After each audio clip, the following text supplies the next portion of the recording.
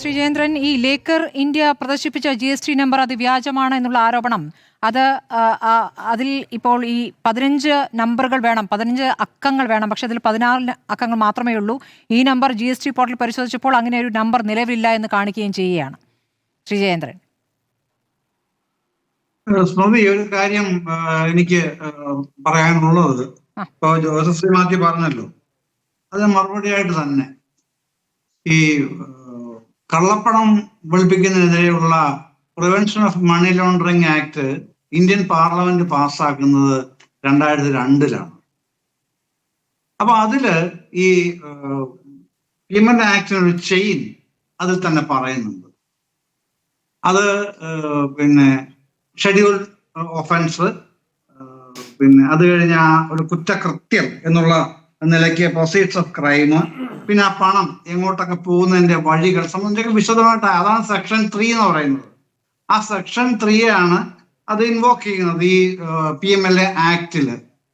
അപ്പോ പിന്നെ ഇത് ജോസഫ് സി മാത്യു പറഞ്ഞതുപോലെ അത്രയും വർഷം താങ്കൾ മിണ്ടാതിരിക്കണമെന്നോ വിമർശകർ മിണ്ടാതിരിക്കണമെന്നോ അതിന് അർത്ഥമില്ല. പക്ഷെ താങ്കൾക്ക് വിമർശിക്കാൻ ഇമ്മ്യൂണിറ്റി ഉള്ളതുപോലെ തന്നെ കുറ്റാരോപിതർക്കും ഡിഫൻസ് എടുക്കാനുള്ള ഇമ്മ്യൂണിറ്റി ഉണ്ട് എന്നുള്ളത് പ്രാഥമികം അംഗീകരിക്കണം എന്നത് മാത്രമേ ഞാൻ പറയുന്നുള്ളൂ. അത് പൊതുവായിട്ടുള്ള അവകാശമാണ്. അതിൻ്റെ അകത്ത് കുറ്റക്കാരിയാണെങ്കിൽ അല്ലെങ്കിൽ കുറ്റക്കാരനാണെങ്കിൽ അവർക്ക് ശിക്ഷിക്കപ്പെടുക തന്നെ വേണം.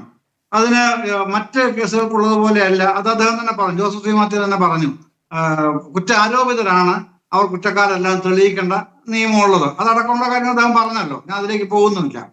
അപ്പോൾ അത്തരത്തിലുള്ള ഇമ്മ്യൂണിറ്റി അത് ഈക്വൽ ആണ് ഇതിന്റെ അകത്തുള്ള അവകാശം. പക്ഷേ രാഷ്ട്രീയ നേതാക്കൾക്ക് അങ്ങനെ ഒരു ഇമ്മ്യൂണിറ്റി ഉണ്ടോ ശ്രീജേന്ദ്രൻ?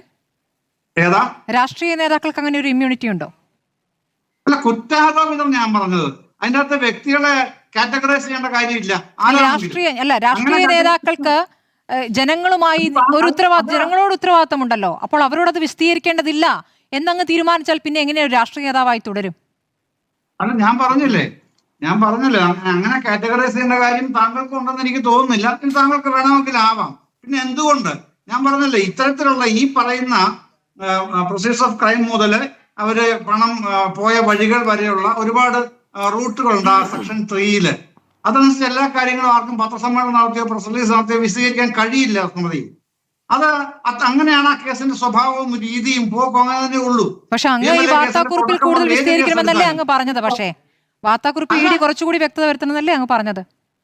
അല്ല, ഇപ്പൊ ഉദാഹരണത്തിന് കഴിഞ്ഞ ദിവസവും രാജു പി നായർ ജസ്റ്റിഫൈ ചെയ്യാൻ ശ്രമിച്ചതാണല്ലോ ഈ നാഷണൽ ഹെറാൾഡ് കേസ്. ED ആ കേസിലേക്ക് വരുന്നത് 2011 ഉത്ഭവിച്ച ആ കേസിലേക്ക് ED വരുന്നത് എന്നാണ് 2021 ജൂണിലാണ് വരുന്നത്. ഇവരൊരു പിന്നെ മറുപടി പറയുന്നത് എന്നാണ് AICC മറുപടി പറയുന്നത് 2023-ലാണ്.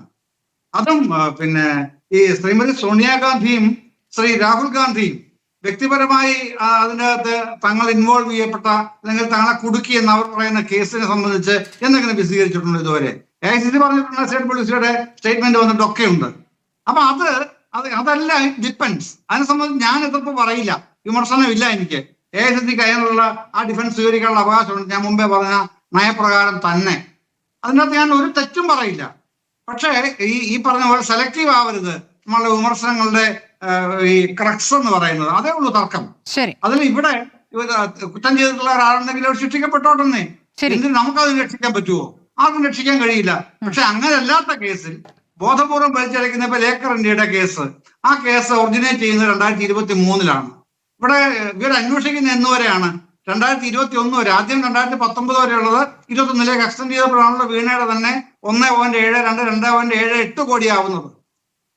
അതും കഴിഞ്ഞ് 2 വർഷം കഴിഞ്ഞിട്ടാണ് ഇപ്പൊ ആരോപിക്കുന്നത് പോലെ ഇങ്ങനെ ഡൈവേർട്ട് ചെയ്യാനായിട്ട് സ്ഥാപനം ഉണ്ടാക്കി. എക്സാലോജിക്കിനും വീണ ടിക്കും കൊടുത്ത പണം എങ്ങോട്ട് പോയി എന്നുള്ള അന്വേഷണമാണ് പിന്നെ 2023-ലേക്ക് എത്തുന്നത്. അല്ലല്ലോ, ഞാൻ പറഞ്ഞല്ലോ, ഇപ്പൊ ശ്രമിക്കുന്നതായിട്ട് ഞാൻ ആരോപിക്കുന്ന ഇതാണ്. ഈ 20.5 കോടി രൂപ അവിടെ CMRL കൊടുത്തു എന്ന് എസ്റ്റാബ്ലിഷ് ചെയ്യാനായിട്ടുള്ള ശ്രമം EDക്കല്ല, EDയുമായി ബന്ധപ്പെട്ട ചിലർക്കുണ്ടോ എന്നാണ് എന്റെ സംശയം. ED കൊണ്ടെന്ന് ഞാൻ ഇപ്പോഴും പറയില്ല. ശരി, അങ്ങിപ്പോൾ ഇതൊന്നും വിശദീകരിക്കേണ്ട എന്ന് പറയുമ്പോൾ നാളെ അത് വിശദീകരിക്കാൻ പാർട്ടി ആലോചിക്കുന്നുണ്ട്. മുതലക്കുളം മൈതാനത്ത് എന്ത് വിശദീകരണമാണെന്ന് നമുക്ക് നാളെ നോക്കാം. ശ്രീ രാജു പി നായർ, സമയം കഴിഞ്ഞതുകൊണ്ടാണ് അങ്ങയിലേക്ക് വരാത്ത. അടുത്ത ദിവസം നമുക്കിരിക്കാം.